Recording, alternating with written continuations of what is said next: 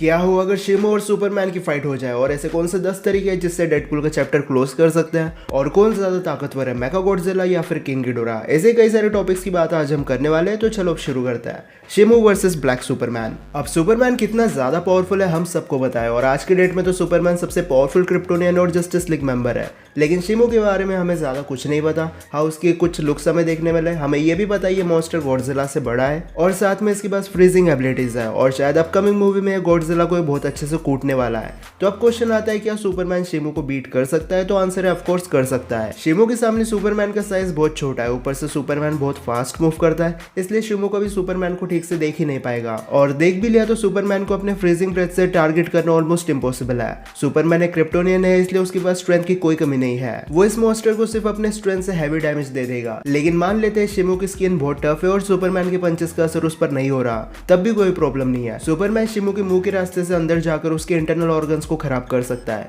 या फिर सुपरमैन शिमो को उठाकर सीधा स्पेस में फेंक सकता है। हो सकता है शिमो बहुत पावरफुल हो, लेकिन वो किंग गिडोरा नहीं है कि स्पेस में भी सर्वाइव कर जाएगा, इसलिए सुपरमैन के पास बहुत सारे रास्ते हैं शिमो जैसे मॉन्स्टर्स को बीट करने के लिए। डेडपूल को मारने के 10 तरीके। बेसिकली हम सबको पता है डेडपूल का हीलिंग फैक्टर बहुत बढ़िया है, जिसकी वजह से उसे मारना ऑलमोस्ट इम्पॉसिबल हो जाता है। लेकिन हमारे पास कई सारे तरीके इस बंदे को कंप्लीटली डिस्ट्रॉय करने के लिए। फर्स्ट, डेडपूल को उठाकर ऑलौथ के सामने फेंक दो। ये मॉन्स्टर टाइम और स्पेस को खा जाता है, इनफैक्ट ये लिविंग ट्राइब्यूनल को भी खा चुका है, और उसके सामने तो डेडपूल कुछ भी नहीं है। इसलिए अगर डेडपूल को कंप्लीटली स्पेस टाइम से मिटाना है तो उसे ऑलौथ के सामने फेंक दो। Second, neck band. Basically Deadpool 2 में हमें एक नेक बैंड देखने मिला, जिसे अगर कोई म्यूटेंट पहन ले तो उसकी पावर्स ब्लॉक हो जाती है। जब डेडपूल ने इसे पहना था वो एक नॉर्मल इंसान बन गया था, और ऐसा डेडपूल जो अपनी पावर्स यूज नहीं कर सकता उसे मारना बहुत आसान काम है। Third, molecular machine. ऐसी मशीन बना दो जो डेडपूल को मॉलिक्यूलर लेवल पर डिसइंटीग्रेट कर दे। ऐसा करने से डेडपूल खुद को हील नहीं कर पाएगा, और ये मशीन हमें मिलेगी डीसी के वॉचमैन यूनिवर्स में, जहां डॉक्टर मैनहट्टन भी इसकी चपेट में आ गया था। Fourth, acid. कॉमिक में ड्रैकुला और टास्कमास्टर ने हाई कॉन्सेंट्रेटेड एसिड से डेडपूल को कंप्लीटली मेल्ट कर दिया था, जिसके बाद डेडपूल मर भी गया था। तो सेम एसिड से सिनेमैटिक यूनिवर्स के डेडपूल का भी चैप्टर क्लोज हो जाएगा। Fifth, infinity gauntlet. Basically infinity stone से स्नैप कर दो, डेडपूल वही धूल बन जाएगा, और फर्क नहीं पड़ता किसी का हीलिंग फैक्टर कितना अच्छा हो, जब तक कोई फिर से स्नैप करके डेडपूल को रिजरेक्ट नहीं करता डेडपूल जिंदा नहीं हो पाएगा। सिक्स्थ, डेडपूल को स्पेस या फिर पानी में फेंक दो, क्योंकि जिंदा रहने के लिए डेडपूल को भी सांस लेनी पड़ती है, और स्पेस और अंडर वाटर में सांस लेना ऑलमोस्ट इम्पॉसिबल है, और ये सबसे आसान तरीका है डेडपूल का चैप्टर क्लोज करने के लिए।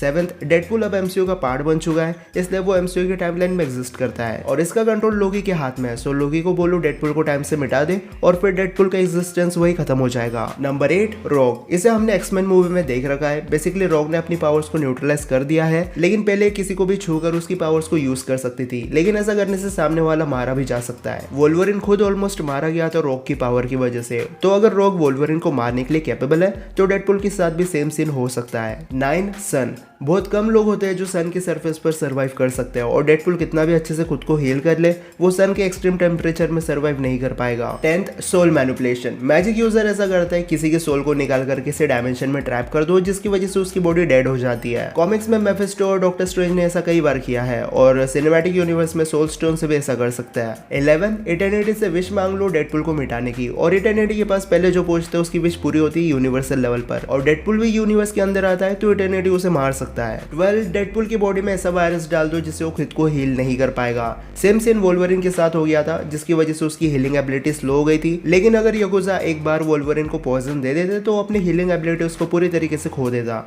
तो बस ये साइबोर्ग पैरासाइट को डेडपूल के हाथ में लगा दो और उसे वायरस से इन्फेक्ट कर दो, वो टाइम के साथ खत्म हो जाएगा। 13, रियलिटी मैनिपुलेशन। स्कारलेट विच और डार्क फिनिक्स जैसे लोग फिजिक्स के लॉस को चेंज कर सकता है, और ऐसा ही कुछ डेडपूल के साथ कर देंगे। फिनिक्स तो सीधा डेडपूल को धूल बना देगी, और स्कारलेट विच डेडपूल की पावर्स को न्यूट्रलाइज करके उसे नॉर्मल ह्यूमन बना सकती है, इसलिए डेडपूल को इन दोनों से दूर रहना चाहिए। और मेरे पास ऐसे हजारों तरीके हैं जिससे डेडपूल का चैप्टर हमेशा के लिए खत्म हो सकता है, लेकिन उसकी बात हम किसी और दिन करेंगे। मेकागॉडजिला वर्सेस किंग गिडोरा। अब इन दोनों क्रिएचर्स ने गॉडजिला के लिए एक बड़ी प्रॉब्लम क्रिएट कर दी थी। एक तरफ मेकागॉडजिला है जिसे बनाया था गॉडजिला को बीट करने के लिए, और दूसरी तरफ है किंग गिडोरा। लेकिन गॉडजिला के लिए इजी नहीं था इस मॉन्स्टर को बीट करना। अब सबसे पहले बात करें इनके साइज के बारे में, तो मेकागॉडजिला की हाइट अराउंड 409 फीट है, वही किंग गिडोरा की हाइट 521 फीट है, जो उसे मॉन्स्टरवर्स का सबसे बड़ा मॉन्स्टर बना देता है। और इस फाइट में किंग गिडोरा को अपनी हाइट का थोड़ा बहुत तो एडवांटेज मिलेगा। फिर मेकागॉडजिला की लेजर बीम भी काफी ज्यादा डिस्ट्रक्टिव थी, ये बड़ी आसानी से बिल्डिंग्स को कोलैप्स कर देती है, और ये गॉडजिला के एटॉमिक ब्रेथ से भी ज्यादा पावरफुल थी, और ये बीम ने तो गॉडजिला की स्किन को भी जला दिया था। पर मेगागॉडजिला के पास और भी वेपन्स है जैसे शार्पनर्स, थ्रस्टर्स और मिसाइल्स। लेकिन किंग गिडोरा वेपन के तौर पर अपने ग्रेविटी बीम्स का यूज कर सकता है और इस बीम से नॉर्मल ह्यूमंस और मोथरा जैसे मॉन्स्टर्स तो सीधा मिट जाता है। वैसे गिडोरा अपने टेल को भी वेपन की तरह यूज करता था और इसके तीनों सर भी प्रॉब्लम क्रिएट कर देते हैं कई बार। लेकिन इस फाइट में किंग गिडोरा मेगागॉडजिला की लाइफ फोर्स एनर्जी को एब्जॉर्ब नहीं कर पाएगा क्योंकि ये पूरा एक रोबोट है। लेकिन अब क्वेश्चन आता है, अगर ये दोनों फाइट करते हैं तो विनर कौन बनेगा? अब दोनों के पास कुछ एडवांटेजेस भी है और डिसएडवांटेजेस भी है, लेकिन किंग गिडोरा ज्यादा सुपीरियर है पावर लेवल में। इसके पास बेटर हीलिंग फैक्टर है और इसकी स्किन गोल्ड प्लेटेड है जिसकी वजह से मेगागॉडजिला के ज्यादातर वेपन्स इसके ऊपर काम नहीं करेंगे। और सबसे इंपॉर्टेंट बात, गिडोरा का एक कटा हुआ सिर है जिसकी वजह से इस रोबोट को सोचने की एबिलिटी मिलती है।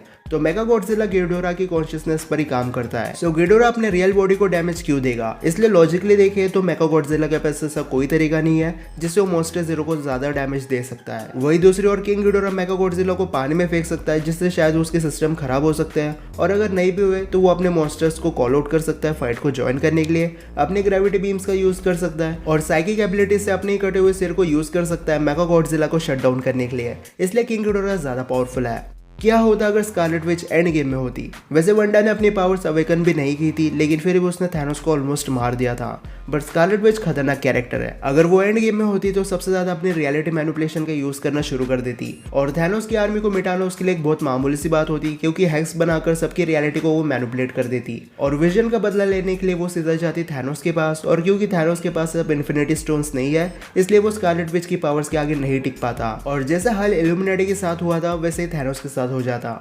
और अगर ब्लैक ऑर्डर्स बीच में आते तो स्कारलेट विच उन्हें भी इरेज कर देती। ओवरऑल देखें तो एंड गेम में अगर स्कारलेट विच होती तो एवेंजर्स को लड़ाई करने की जरूरत ही नहीं थी। स्कारलेट विच की hacks power more than enough थी थैनोस और उसकी आर्मी को बीट करने के लिए। इनक्रेडिबल हल्क मूवी में एबोमिनेशन और हल्क की हाइट सेम थी, लेकिन शी हल्क में इन दोनों की हाइट में डिफरेंस क्यों है? Basically evolution bro. अगर हम इनक्रेडिबल हल्क देखें तो उसमें भी एबोमिनेशन की हाइट थोड़ी ज्यादा थी हल्क के कंपैरिजन में, लेकिन टाइम के साथ ये दोनों इवॉल्व कर गए और एबोमिनेशन और बड़ा और कॉमिक एक्यूरेट हो गया और हल्क टाइम के साथ प्रोफेसर हल्क बन गया, इसलिए उसकी बॉडी के मसल्स कम हो गए और उसकी हाइट भी थोड़ी बहुत छोटी हो गई। लेकिन अगर ब्रूस अपने ऊपर एक्सपेरिमेंट ना करता और इनक्रेडिबल हल्क ही बना रहता तो शायद वो टाइम के साथ और मस्कुलर बन जाता। गाया versus season 2 Loki and Scarlet Witch. अब गाया काफी स्पेशल है क्योंकि सबसे पहले तो एक स्क्रल है, ऊपर से वो शेप शिफ्टिंग कर सकती है, फिर एक्सट्रीमिस्ट से खुद को हील भी कर लेती है और उसके बाद गाया के पास सुपर ह्यूमंस की एबिलिटीज है जिसका यूज करके उसने ग्रेविक को बीट कर दिया था। लेकिन अब क्वेश्चन आता है क्या लोकी और स्कारलेट विच इसे बीट कर सकते हैं? अब अगर बात करें स्कारलेट विच की तो हाँ 100% गाया को वो बीट कर देगी, क्योंकि भले गाया के पास दुनिया भर की सुपर पावर्स हो, लेकिन वंडा अपने रियलिटी मैनिपुलेशन से सारी पावर्स को छीन सकती है और गाया के पास रियलिटी मैनिपुलेशन एबिलिटी नहीं है, इसलिए वो स्कारलेट विच के अटैक्स को काउंटर नहीं कर सकती। इसलिए गाया को बीट करना स्कारलेट विच के लिए कोई बड़ी बात नहीं है। और रही बात लोकी की, तो ये तो अब गॉड ऑफ मल्टीवर्स बन चुका है, ये चाहे तो गाया को वॉइड में फेंक देगा या फिर जिस टाइमलाइन में गाया एग्जिस्ट करती है उस टाइमलाइन से उसे मिटा के रख देगा, क्योंकि एमसीयू की सारी टाइमलाइन सब लोकी के हाथ में है। तो लोकी के लिए कोई बड़ी बात नहीं है किसी भी कैरेक्टर को इरेज कर देना, इसलिए स्कारलेट विच और लोकी को हराना गाया की बस की बात नहीं है। लेकिन इसी के साथ आज के सारे रैंडम क्वेश्चंस यही खत्म होता है।